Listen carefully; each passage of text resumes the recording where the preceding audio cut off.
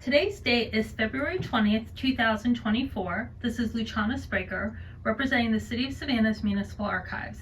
I'm interviewing Gena Taylor for the Savannah Community Memory Project, and we are conducting this interview at the Municipal Archives in Savannah City Hall. Thank you for joining us today. Thank you for having me. Great. So let's start by having you tell us your full name and please spell your first name. Okay. That's Gena, G-E-N-A-P Taylor. Okay. And just as a little background before we get into our subject today, when were you born? 12/7/1959. And where were you born? Here in Savannah, Georgia at the Charity Hospital on 36th Street. Okay. And what do you consider like your home neighborhood? I would say West Savannah. Grew up on Brittany Street in West Savannah. Brittany. Where'd you go to school? Went to Bartow Elementary and then to Scott Middle School and to Groves High School. Okay. So you're actually here today to talk about Greenbrier Children's Center. So I want to get some history and then move into what's going on with the center today. Mm-hmm. So can you tell us when Greenbrier Children's Center was founded, why, who led that movement? Sure. Greenbrier actually celebrating 75 years this year. It was founded in July 15th, 1949, and it was started out of being able to address a community need. Prior to Greenbrier, there was no place for African American orphans to live, and they had to live on penal farms. And there was a local philanthropist in our community, Adaline Graham, who left some money in her will to establish an orphanage for African American children. And part of that will required that the African American churches be involved in establishing and providing ongoing support of the organization. But at the same time that this money was left in this will, there was a newly formed sorority, Alpha Kappa Alpha Sorority Incorporated, Gamma Sigma Omega chapter. And they were looking for some way that they could serve their community. They found out about this money that was left in the will, and they went after it. And then in terms of meeting the mandate of making sure that the Black Protestant churches be involved, they went to the Reverend Ralph Mark Gilbert, who was the pastor of the First African Baptist Church at the time. And he was also a known community organizer. He was involved in organizing the community around other projects as well. So they went to him, and he actually was able to bring 20 other churches together. And they met, I think it was January 1943, and at the First African Baptist Church. It was their very first meeting, and we actually have the minutes to that meeting in our archives. And they made a decision, those 20 churches, to sign on that they would be involved in establishing and providing ongoing support. And since then, we have at least 16 of those churches that are still around and supporting the organization.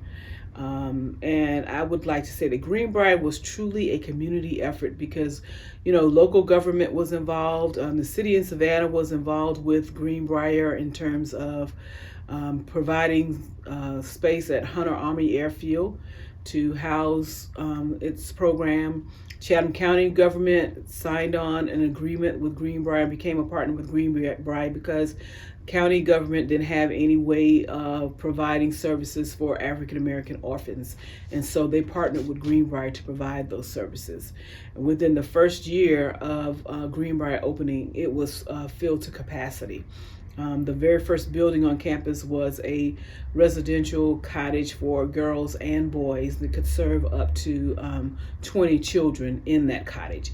So within a few months, it was filled at capacity. And then the other buildings came on board, and Greenbrier could serve at any point on the campus, could serve up to 57 children on its campus. Let me, you said a couple things I have some follow-up questions on. Okay. Let's talk a little bit about Adaline Graham. Mm-hmm. Where did her money come from? What did she do when she was alive? Was she African American? She was a white female who Monies came from, I think it was real estate. And she was, not only did she provide funding for the establishment of Greenbrier, but from what I've read about her, she was also involved in providing resources to families in the West Savannah area in terms of housing and providing financial assistance to other communities and neighborhoods within this city of Savannah. I believe there is a large archive here on her and her contributions to this community. Okay. And you mentioned that prior to Greenbrier, the only place for African American orphanages to care for them, and I use that word loosely, were penal farms. Yes. Can you talk a little bit about what that looked like in Savannah, if you know anything about it? It would have been, one of them would have been the Brown Farm, which would have been located out in the Montgomery Crossroads area over by where Lake Mare is. And it was, barbed wire and, children being exposed to what a normal penal institution at that time would look like. And this was through no fault of their own, but because there was no place else for them to go, this is where they placed African American orphans. Boys and girls? Yes, boys and girls. So speaking about the churches and their support, what kind of support were the churches offering? They were offering financial support, and being able to provide in-kind contributions, but mainly financial support. And many of, as I said earlier, at least 16 of those churches are still around, and they support us on an annual basis financially, or in kind, or volunteer services. They come out and support the children in various programs. So yes. You mentioned the campus. Where is the center located?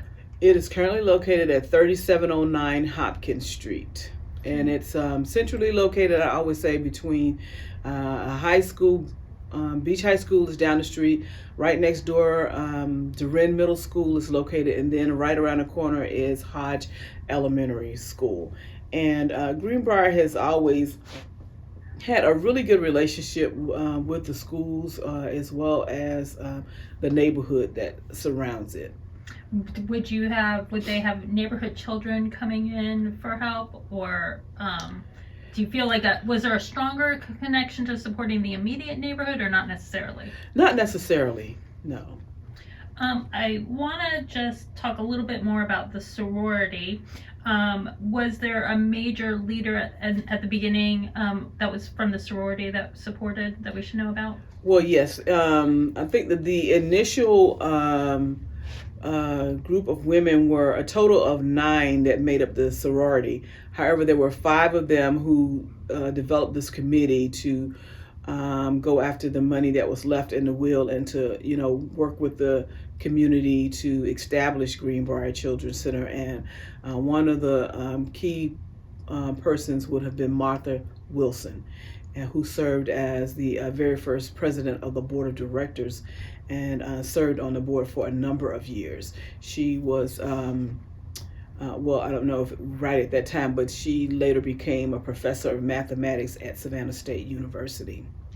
So you mentioned a board of directors. So the center was oversight was by a board of directors, and then was there like like you are today the executive director? Mm-hmm. Was there an early director at that time?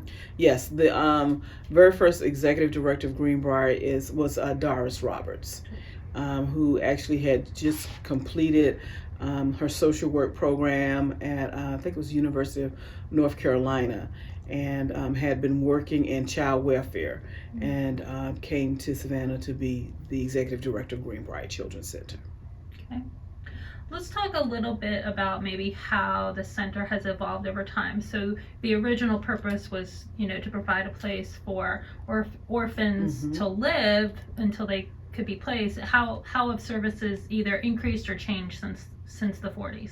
So, and that is one of the things about Greenbrier. It is that it has always evolved to meet emerging community needs. So now we serve children who've been removed from their homes because of abuse, neglect, runaway, and homeless youth, ages 11 through 18. And that started out in the mid 1960s. And I need to go back and say this too. We began to serve children of all races in the mid 1960s. But in terms of providing shelter for that population, we were serving children ages infant through 18. However, when the state made those changes back in 2010, they no longer place children younger than 12 years old in a group home setting. Where do those children go? They go into family foster care or kindred care, or the decision may be made to keep them in their home setting. And so that's how they have developed the program. And then one of the major programs of Greenbrier that most people don't know about is this early childhood education and care program. And that was started in the mid 1960s because Doris Roberts, who was the executive director at that time, saw that there was a need, for parents to have access to affordable quality child care so that they could go to work and be able to provide for their children, because a lot of children that were in our care in the emergency shelter was there because of neglect. And so that's why we started early childhood education and started out working with the Economic Opportunity Authority to provide services for parents, so that once again they could go get employed and be able to provide for their children. And that started out on Greenbrier's campus, our very first child care center. Then we moved to here downtown with Wendy's Preschool on Tatnall Street. And then we had opened up several child care centers across the community. We're currently operating 3 child care centers: Wendy's Preschool down on Tatnall Street, the W.W. Law Learning Center, which is located in the W.W. Law Recreation Center, and that's a partnership between Greenbrier and the city of Savannah. And then also we opened a very new center last year in April, an infant center for children ages 6 weeks to 18 months.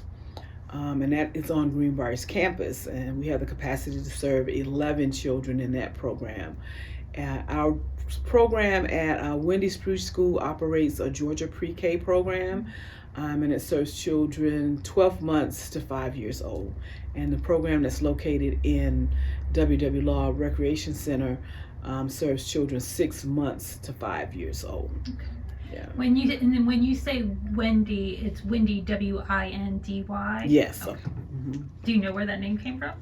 I do not, except for I've seen pictures of, and it's Wendy's Preschool. It was started out as Wendy's Play School, and then they changed it to Wendy's Preschool. Mm-hmm. And I've seen pictures of a windmill, and I'm thinking it came from that. Or that was being used as the symbol of the program at the time. But that was the very first child care program of Greenbrier Children's Center. Okay. Are there any initiative or projects from the past that aren't still active today that you want to mention? Yes. Before I move on to that, I would like to share that we also operate a program called Family Preservation and Support Services, where we like to look at it as our prevention focused program, because if we can get into the home and provide the necessary services for families, then maybe the child can remain in the home and the family can stay intact. Because ultimately, even though children come to our emergency shelter, what we want is them to be able to go back to a safe and nurturing environment. I share this all the time, no matter what children's situation, how horrific we may see it, in their homes, they still would rather be with their family. So it is imperative that we actually go into the home, because we can get them to Greenbrier and provide all the necessary services, and the child can become whole and healed and helped. But if we've not gone in and worked with that family, then we will do that child a disservice, sending them back into that home and back into that environment. And so we go into those homes and we provide in-home counseling services, parenting education, life skills training, connect them to community resources. Because what we find is a lot of times parents just aren't aware of what resources are available to them. Behavior management services, whatever it will take to have them to be able to provide a safe and nurturing home for those children. Those are the kind of services that we provide in the family preservation program. And that program we have seen grown over the years, and especially since COVID, there's just been such a demand for those various services. And it's proven that if we can get into the home and provide those services, then we won't have the ills that we've seen in families, because just even providing the information about what resources are available, that helps a family to become a thriving family versus what we see families who are plagued by various social ills. So and you were asking me about if there are any programs from that the we past. no longer. Yeah. Yes, actually there are two, but the one and the same. It was our independent living program, and we had two independent living programs. One for foster care youth ages 18 to 21 who were making that transition out of foster care, providing them housing, and they were gainfully employed as well as in school. The other program was a program that was supported by HUD, and that was for young adults 18 to 24, providing very similar services, and housing and food and clothing, but making sure that they were employed. And once they left the program, they had sustainable housing, affordable housing, and that they were gainfully employed. So those two services we no longer offer. What was the time period that you were offering them? We offered them up until 2018, and now we see the need for it to again. Was it a funding issue that they were discontinued? Right, yes. Approximately how many children do you think you serve each year? In all of our programs, I would say at least 300. And we've talked a little bit about the different buildings in the campus. Can you describe what the campus looks like today? Like, how did it get from that first building to today? What would we see if we went to visit? You're going to see the first building you're going to see is the administration building, which was actually the emergency shelter. So it now houses our administrative offices. And then as you go to the back of campus, you're going to see to the right two cottages, one that was used for males for long-term residential care, the other one that was used for female long-term residential care. And when I say long-term, that could mean a child who would have been in our emergency shelter and then transitioned into long-term residential care, and they could have been there until the age of emancipation, which was 18 years of age. And we've had children who have come through the emergency shelter and then transitioned into long-term residential care and then went into our independent living programs. And then we have the emergency shelter now to the left. And then in the back is the gymnasium, which was erected in the 70s. And it's named after Doris Roberts, the very first executive director of Greenbrier. And then the other building that's across from the gymnasium is the newest building that was built, and it opened in 2004, and it was a female residential program. And we're looking to, because the state made those changes, they didn't have a need for long-term residential care any longer, but we're looking at a parenting and pregnant teen residential program to place there. We did open up the space to provide an infant center there. So a parent and pregnant teen program in that facility is very natural. And because we provide a 2-gen approach to services that we provide, not just serving the child, but the entire family, we understand that really does make a difference in the outcomes for families and children. And so we will be looking at that program being implemented in that particular building. And then right behind that is our facilities and maintenance building. The campus is very open.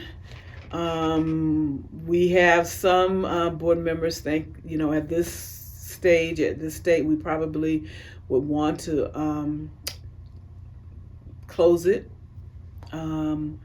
just because, just the nature of how things are these days. But the community or the neighborhood has been, for the most part, pretty respectful of the campus. I'm not sure if everybody knows what it's there for. And most times people, when they think about Greenbrier, they think about that front building on campus, the administration building. However, and they're so surprised when they go behind that building and see all of these other buildings and see the basketball court. And we were fortunate last year that SCAD came and did a nice mural on the basketball court. And one day this has been a few years back, we found some children out there, and I was actually sitting at my desk, and I saw some younger children out there. And so I went out to talk to them because I knew we didn't have children in our care on campus. So I went to talk to them, and they were saying, I said, "What are you all doing back here?" And there was the spokesman of the group who was probably about 11 years old. They ranged in the ages 4 to 12. And the youngest one was a girl, and she was 4 years old. So he immediately, the 11-year-old, said that, well, the lady who came out of that building, he was referring to the gym, said that we could come back here. And I said, well, how did you all find out about this basketball court? And he said, we saw it back here. And then I, just asking them where they came from. And, some of them had to cross 52nd Street to get there.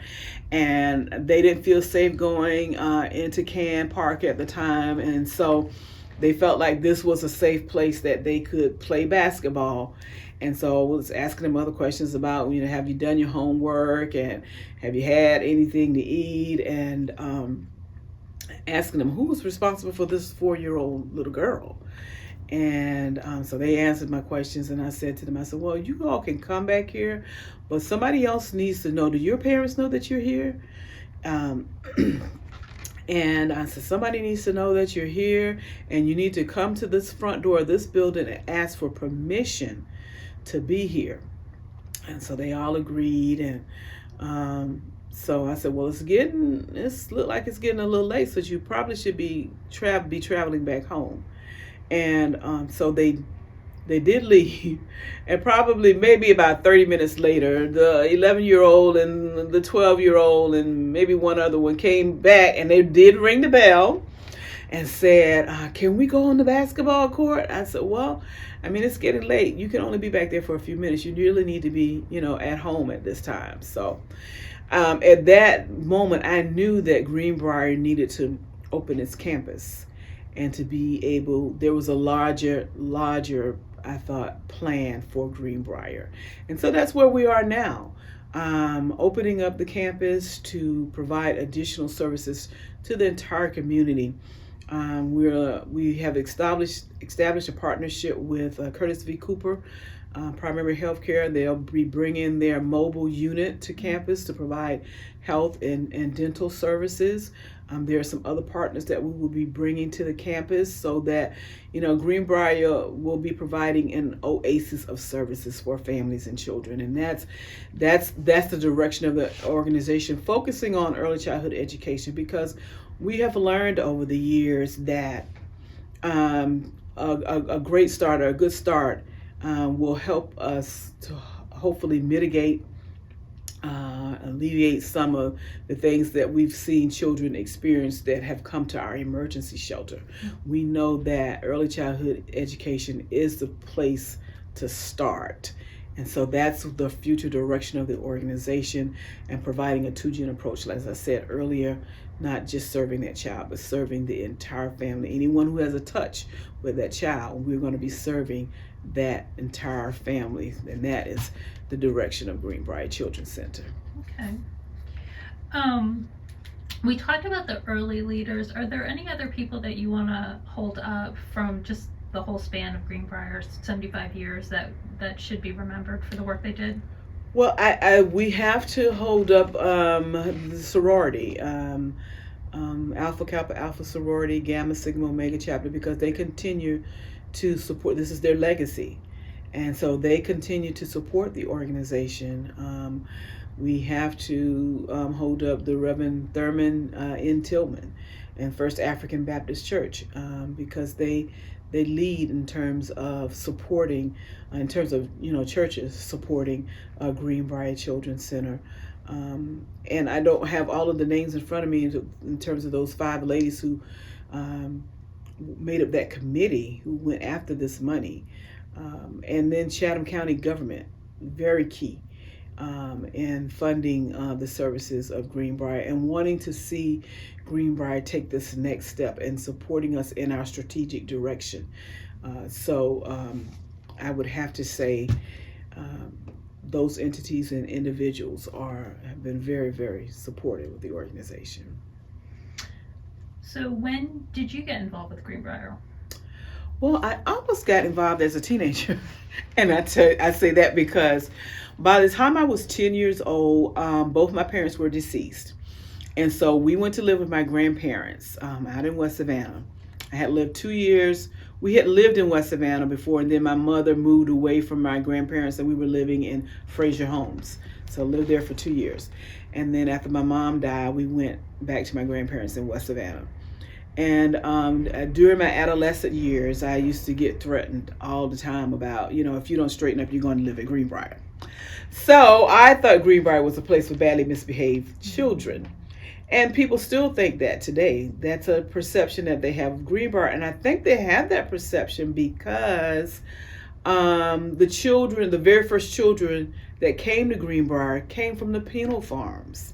And so people think that, these are juvenile delinquents. This is a place for juvenile delinquents. But no, that's not what Greenbrier is all about.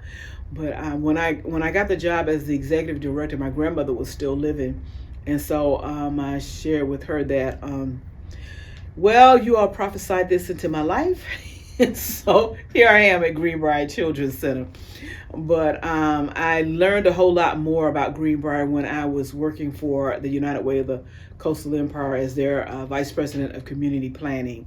I gained a closer relationship with the organization, learned a whole lot more about what they did and what it meant to this community and to families and children. And so that was probably my initial involvement with the organization, and has just grew to love it from that point on.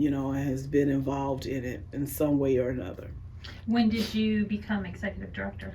2004. I've been there 20 years. January 5th, 2004. Well, happy anniversary. Thank you. Were you working with the center on the staff before that, or your first position was executive director? First position. Mm-hmm. I think we've covered most of my questions. I might just ask, if you have any favorite memories or stories or other things you'd like to share. Yes, we have such great outcomes of families, and just recently, I was at a meeting on Friday at the Economic Opportunity Authority, their annual meeting, and they were recognizing their executive director for 50 years of service, Terry Talbert, and coming out of the building, I was getting to my car, and this lady stopped me and she said, "Miss Taylor," she said, "I always want, I had said that, if I ever had an opportunity to tell you, I wanted to tell you that I'm a former resident of Greenbrier Children's Center and what that organization, meant to me. And had it not been for Greenbrier, I don't know what would have become of me and my siblings." And I get to hear those stories a lot. I remember being out in Seattle, Washington some years ago, and this was before I became involved with Greenbrier as the executive director, but I was out there with the former executive director and actually our mayor, Van Johnson. We were out there for a conference, and we were talking about Greenbrier, and this mother heard us, and she immediately came over and she says, "Who here is from Greenbrier?" And Yvette, and so she just went on ranting and raving about how Greenbrier helped her get her child back to her. He was a runaway, but she was saying how supportive and the organization was, and had it not been for Greenbrier, she don't know what would have happened to her child. And she immediately took out her checkbook. She said, I'm gonna have to, give you all a contribution. And so we had those kinds of stories. I had two young men who I met when I first came to Greenbrier, and they were in the long-term residential program. And I was sitting at my desk one day. This was after they had, left the organization. Sitting at my desk one day, and they said, "Miss Taylor, there's somebody here to see you." So I said, "Okay." And it happened to be a former resident, and he was in his postal uniform. And wow, I mean, it was just so emotional, because I thought about, here is a child who was a resident here and who was receiving mail, and now here he is delivering mail to children. And he and another young man, both of them are working for the post office. One of them, I think both of them are in management positions now. And they coordinated, because one of the things we do is have the children in our emergency shelter to develop a wish list at Christmas time each year, and then we distribute those lists to various groups. And so they decided that year that they were going to coordinate the various post offices and have them to respond to the Christmas wish list. And you can imagine how emotional it was when these young men were delivering those gifts on Christmas morning to children. And they very often, the ones who are here very often come back and just share with us. And we were just in the office probably a couple of months ago taking pictures with one young man and his children. He's married with children, and so we have those kinds of stories all the time, and it's just really heartwarming to see that this organization means a lot, and that they don't forget it. They don't forget it. I get phone calls and talk to people about, having been a resident in the emergency shelter and in long-term residential care, and what the organization meant to them. And had it not been for Greenbrier, they don't know what their lives would have been.